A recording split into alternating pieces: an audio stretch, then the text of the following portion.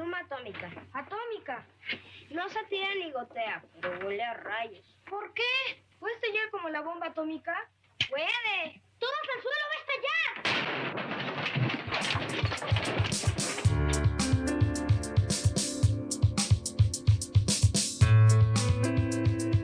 Bienvenidos a La Otra Aventura, un espacio dedicado al mundo de los libros.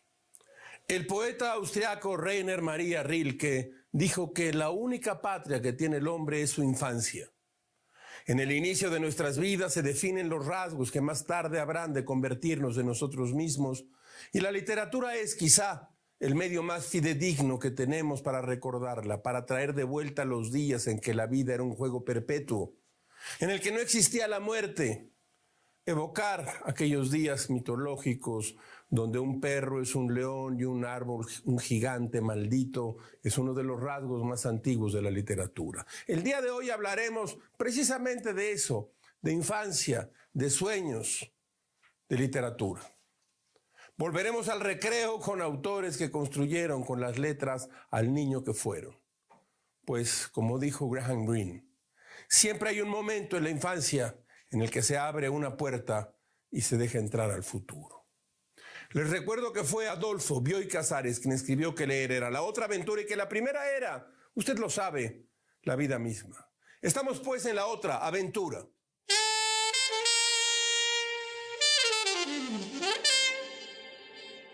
Amaneció temprano aquel 25 de diciembre. Había regalos al pie del árbol de la Navidad. Lo vi yo de inmediato. Un balón de cuero de fútbol. A esa pelota se le llamaba la de gajos, pues el cuero se ordenaba en rebanadas alrededor de la esfera. Dentro había una cámara, es decir, un globo que daba estructura al balón. Un poco como somos nosotros. Todos tenemos dentro una estructura sin la cual no podríamos volar a la portería contraria. En mi imaginación metí goles de ensueño con esa bola. Todo era despertar y tener el balón. Todavía sueño con ese mundo. Me pregunto si no somos los juguetes que nos ilusionaron y nos convirtieron en hombres y mujeres. Tuve un tren. Su ruta era larga. Le daba la vuelta al comedor. Mi papá hizo el mapa, inventó las estribaciones, un puente. Aquello era una locura. Dirán que estoy loco, pero he soñado que me subo a ese tren y me voy. Veo el comedor y la sala de esa casa que seguramente habitamos no más de 6 u 8 meses. A veces me pregunto si no voy a bordo de ese tren. La verdad sí, voy en ese tren sin rumbo. Me pregunto qué parte somos de nuestros juguetes de infancia. Mucho más de lo que creemos. Soy el balón de las grandes jugadas, el tren en el que me escapaba de esa casa triste, los soldados invasores de mi vida. Sé que en la oscuridad he buscado esos juguetes, pero nada vuelve. Nada vuelve de esa provincia perdida que llamamos infancia.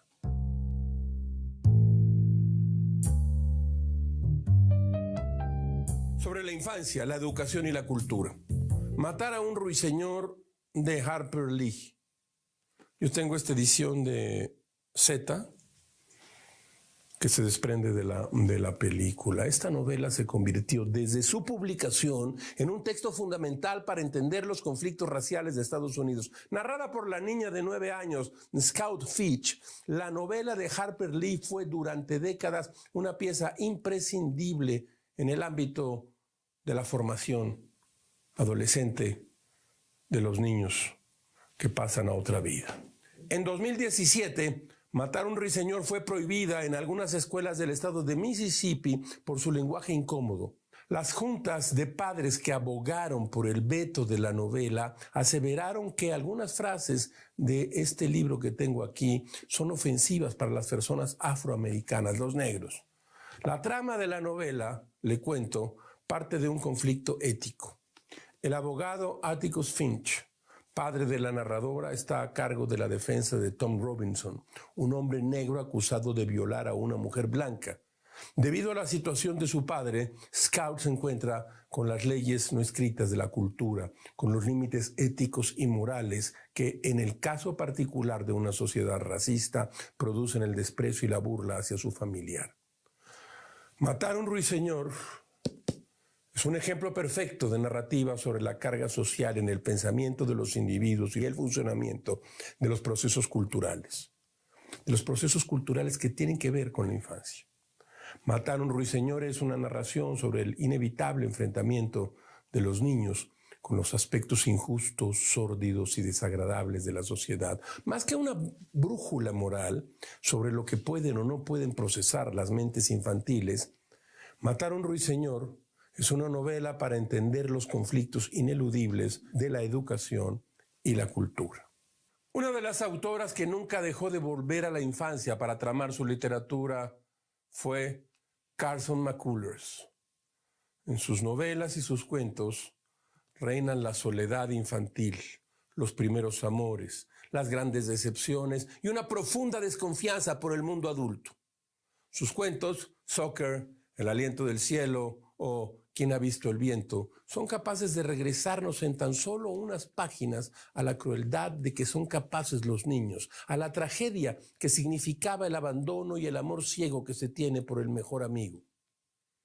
En una de sus obras cumbre, creo yo, Frankie y la boda, está magistralmente resuelto el cambio de conciencia que opera en el tránsito de niña a mujer de la personaje principal, Frankie. Dice así: sucedió aquel verano verde y revuelto en que Frankie cumplió los 12 años. Eso es lo que escribió Carson McCullers en el inicio de la novela. La protagonista, una niña rebelde del sur de los Estados Unidos, se entera de la boda de su hermano y se obsesiona con la idea del matrimonio. Para un niño, los lazos eternos no están dados por ceremonias ni liturgias, se traman durante el juego y se respetan a cabalidad en el tiempo detenido de la infancia. Una noche opera un cambio en ella. Deja de ser Frankie para ser F Jasmine. No vuelva a usar nunca sus pantalones cortos, le dijeron, ni a rasparse las rodillas en el patio frontal de la casa de su familia. Se recoge el pelo, estrena el vestido que su madre quiso, que siempre quiso que usara, y se enamora de un cadete. Era el día en que desde el principio el mundo dejó de parecerle una cosa separada y se sintió de repente incluida en él. Carson McCullers, la enfant terrible, digamos, de la generación perdida norteamericana, logra un relato magistral sobre el paso de la vida adulta. Yo tengo aquí este libro, que es El aliento del cielo, con prólogo y comentarios de Rodrigo Fresán. Está publicado en Seix Barral. Es un gran libro.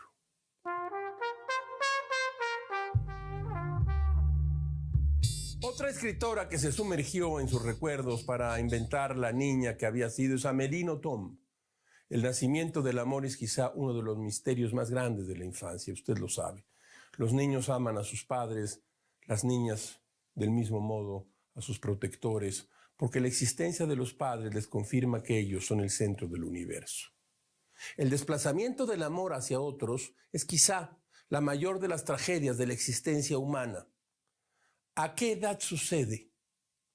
La escritora belga Amélie Nothomb elaboró un original y divertido relato sobre la primera vez que se enamoró. Me refiero a El sabotaje amoroso, una novela publicada en español por la editorial Anagrama. Dice la narradora de esta novela, una niña de 7 años. Escuche usted. Fue allí, en la ciudad de los ventiladores, donde comenzó mi decadencia. Comenzó el momento en el que comprendí que yo no era el centro del mundo. Comenzó el momento en el que me vi deslumbrada y el centro de gravedad del mundo ya no me seguía los pasos. El centro del mundo tenía nacionalidad italiana y se llamaba Elena. Elena tenía 6 años. Su cuerpo resumía la armonía universal. Denso y delicado, liso de infancia, de contornos anormalmente límpidos, como si buscase recortarse mejor que los demás sobre la pantalla del mundo. Esto escribe Amélie Nothomb, que colocó en esta novela algunas de sus preocupaciones particulares sobre las fronteras entre el individuo y lo social, acudiendo a sus principios y a sus propios recuerdos del periodo de la infancia en que vivió en China.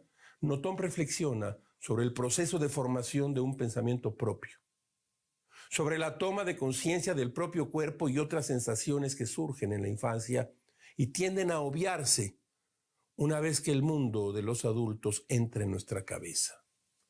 A mitad del relato, Nothomb deja una sentencia en voz de su narradora que dice así: siempre fui consciente de que la edad adulta no contaba. A partir de la pubertad, la existencia solo es un epílogo. El sabotaje amoroso de Amélie Nothomb.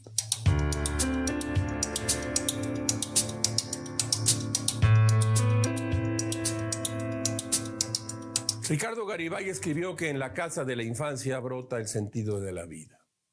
Su casa, la de siempre desde que su familia tuvo que abandonar definitivamente el campo para vivir en la Ciudad de México, tenía un corredor largo, una pequeña fuente, un diminuto pozo y una higuera que goteaba miel.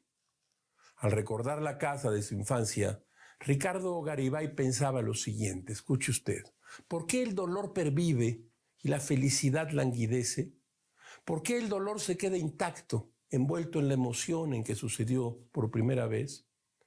Entre los recuerdos de la casa de su infancia, aquella donde soplaba el aire del pirul y sonaban las campanadas del Ángelus, el escritor Ricardo Garibay se encontraba con armarios llenos de dolor y lamentos, con los vitrales del comedor y con la recámara que daba hacia la avenida de los Pinos, aquella en la que murieron sus padres. En la casa de su infancia, escribió Garibay, esto: las noches de Navidad y Año Nuevo eran silencio total. Mis padres dormían, mis hermanos iban a fiestas. Yo escribía en la mesa del comedor. El frío día de diciembre entraba por la vidriera abierta, me helaba las piernas. Yo pensaba o sentía cómo se puede ser más desdichado. Escribía alguna historia de amor donde invariablemente una pasión me devoraba. Escribir era el último espacio para la libertad y la aventura. El resto de cuanto existía estaba hecho de prohibiciones, miedos e inextinguibles culpas. La casa de la infancia es la vida, dice Garibay. Aquel corredor y aquellas piezas desmanteladas, el breve jardín, aquel tapanco atiborrado de trebejos, la casa de la infancia es indeleble. De aquella casa, Garibay recordaba al menos un lugar con alegría. En la sala de la casa de la familia se reunían algunas noches después de cenar. Allí, su padre leía poemas. Con su voz grave y estruendosa llenaba la lectura de matices. Los versos retumbaban igual que un órgano de iglesia, con una dicción perfecta y un ritmo parejo y sostenido lograba que el poema fuera del íntimo anhelo del poeta. Para el padre, las lecturas solían terminar en llanto. Garibay recuerda que allí nació su tentación por rumiar la luna literaria.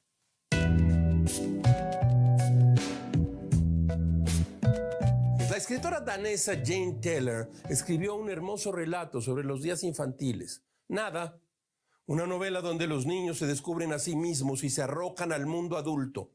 La novela abunda sobre el significado de la vida y deposita en la infancia el cruel descubrimiento de que tal vez no haya ninguno. Nada importa, dice la escritora, hace mucho que lo sé, así que no merece la pena hacer nada. Eso acabo de descubrirlo. Hemos traído a esta sección el inicio de esta novela de descubrimientos y decepciones. Nada, de Jane Taylor, publicada por Seix Barral. Este es el libro. Escuche usted. Pierre Anton dejó la escuela el día que descubrió que no merecía la pena hacer nada, puesto que nada tenía sentido. Los demás nos quedamos.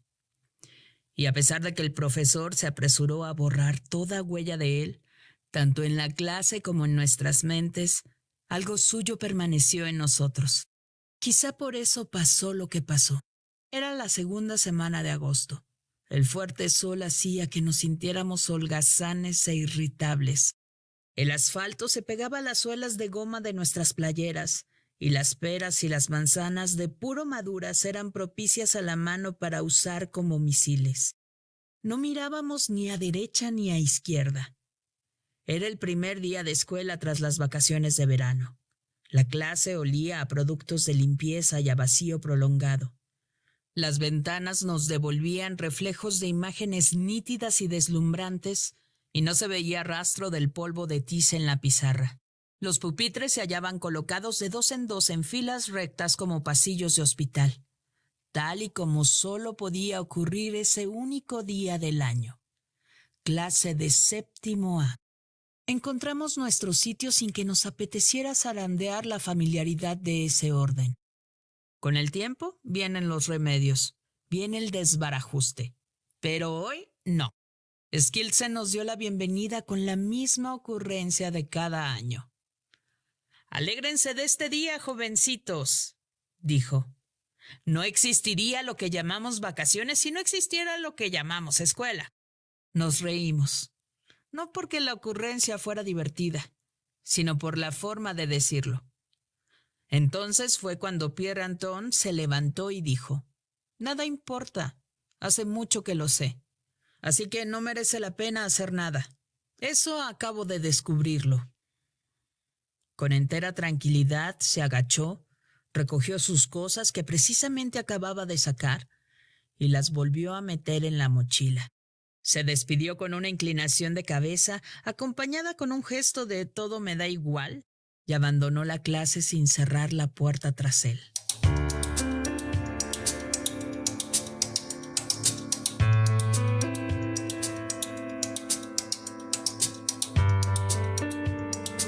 De la mesa de novedades, se normaliza poco a poco la publicación de libros. Las librerías abiertas y el público comprando algunos libros. Vaya a la librería, compre libros. Más allá del árbol guardián, Planeta Lector, Viviana Camacho y Javier Elizondo. Cada noche en la habitación de Carlos aparece Imelda, una anciana de pinta amigable pero fantasmal que parece haber perdido algo en aquella recámara. Estas apariciones a él le quitan el sueño, hasta que un fin de semana Carlos y su mejor amigo Fabián se enterarán de que Imelda no es un espíritu de ultratumba, sino el personaje de un libro, uno que no tiene, por cierto, final feliz. Se lo recomiendo este. Y Viviana Camacho también, con Javier Elizondo, hacen estos libros hechos a mano, en tirajes pequeñísimos, pero que son juguetes, son objetos fantásticos. Somos lobas. Javier Elizondo, Melancolía, Viviana Camacho. Lo vamos a poner de este lado. Y mire, este otro libro, en realidad son objetos hermosos.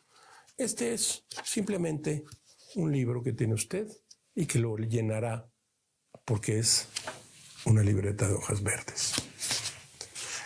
El Colegio Nacional ha publicado varios libros ya en esta nueva oleada que no tiene que ver o que viene después de la pandemia. Músicos y medicina. Historias clínicas de grandes compositores. Adolfo Martínez Palomo. Este corresponde a Bach y Händel. Es realmente un libro notable, pero tiene muchos, tiene 14, tiene Monteverdi y Vivaldi, tiene Bach y Händel, tiene Haydn y Mozart, tiene Beethoven y Paganini, Rossini y Schubert, Donizetti y Bellini, Berlioz y Mendelssohn, Chopin y Schumann, Liszt y Wagner, Verdi y Gounod, Clark y Brahms, Barodin y Bizet, Tchaikovsky y Puccini, Mahler y Sostakovich. Este es un libro de el Colegio Nacional. Y ha publicado un libro, pues un libro muy potente, la verdad, que es este, Ensayos Reunidos de Christopher Domínguez, 1984-1988. Si quiere usted leer a un ensayista provocador, a un ensayista inteligente, a un ensayista con quien muchas veces no estará usted de acuerdo, pero que no negará que su trabajo durante muchos años lo ha convertido en el crítico mexicano, aquí está. Ensayos Reunidos, Christopher Domínguez. De la mesa de novedades. El escritor francés Jean Cocteau escribió en su novela más famosa, Los niños terribles, sobre adolescentes enamorados de la tragedia, sobre la perversidad y la crueldad oculta en rostros angelicales. Poesía, sexo, amor y muerte se juntan todas las tardes en el pasaje Montier cuando los alumnos del 7º año del Liceo Condorcet salen de clases.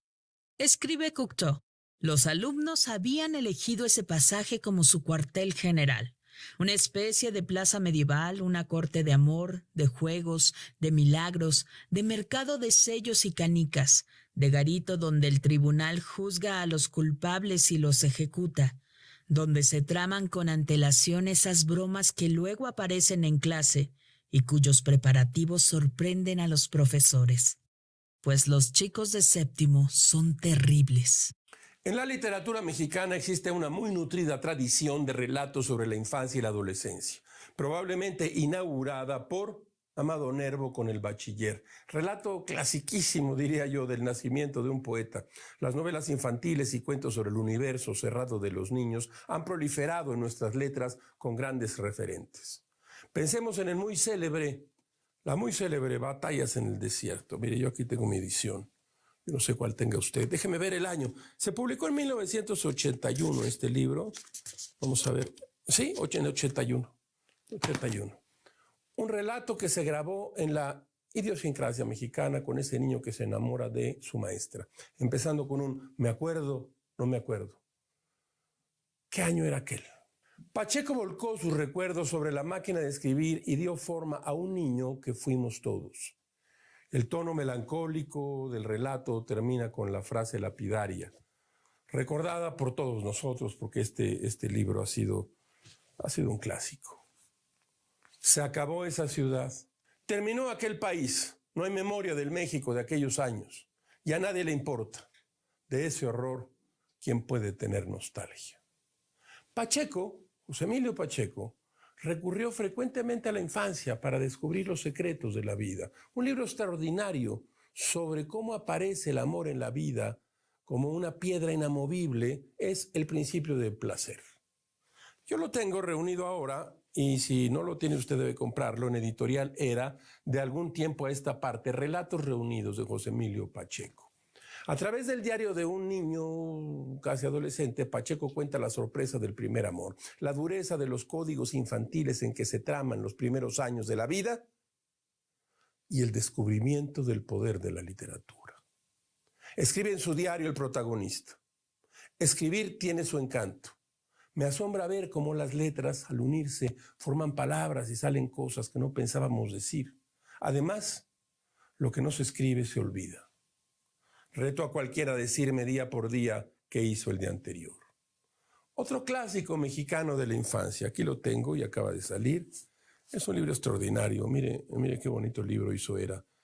Salvador Elizondo, El Sinore, un cuaderno. En un internado militar estadounidense, en tiempos de guerra, el escritor mexicano Salvador Elizondo vivió su primera adolescencia, con un inicio conmovedor. Elizondo recuerda sus días en Estados Unidos y los personajes que lo poblaron.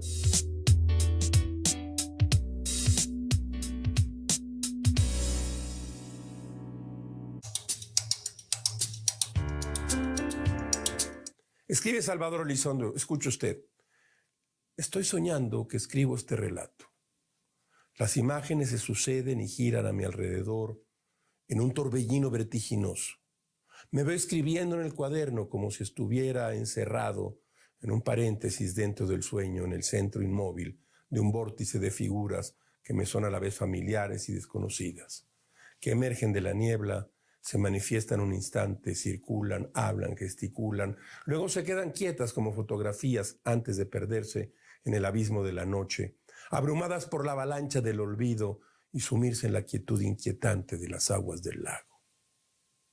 Más recientemente, hay dos libros de infancia que continuaron en esa tradición mexicana. De Guillermo Fadanelli, Educar a los topos. Está publicado en Anagrama, aquí está. Una historia que inicia cuando el narrador se entera de que será recluido en una escuela militar. ¿Es necesario que un niño aprenda a cargar un fusil? La Ciudad de México de los 70. Los padres, los gendarmes del colegio, los amigos y los enemigos que se forman en este tipo de escuelas conforman un relato desgarrador sobre los años definitivos de la vida. También sobre niños y sus juegos, sobre el misterioso territorio de la infancia, el escritor Héctor Manjarrés logró un libro a la vez triste y hermoso, Los niños están locos. Un conjunto de relatos donde los ritos y los juegos se desvanecen para dar paso al mundo cerrado y absoluto que nos encontramos cuando crecemos. Este también es de Editorial Era, aquí lo tengo, mire usted, los niños están locos y locas.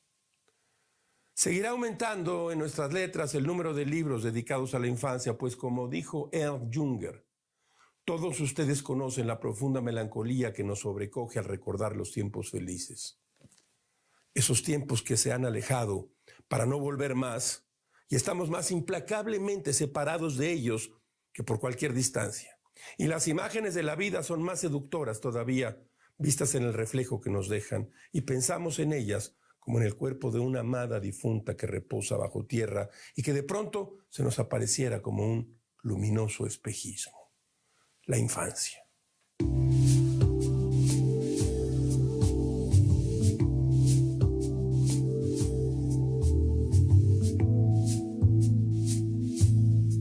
No traigo un poema, pero traigo el principio, ni más ni menos que el principio del placer, del que ya hablamos, José Emilio Pacheco. No lo van a creer, dirán que soy un tonto, pero de chico mis ilusiones eran volar, hacerme invisible y ver películas en mi casa. Me decían, espérate a que venga la televisión, será como un cine en tu cuarto. Ahora ya estoy grande y me río de todo eso. Claro, hay televisores por todas partes y sé que nadie puede volar a menos que se suba a un aeroplano. La fórmula de la invisibilidad aún no se descubre. José Emilio Pacheco.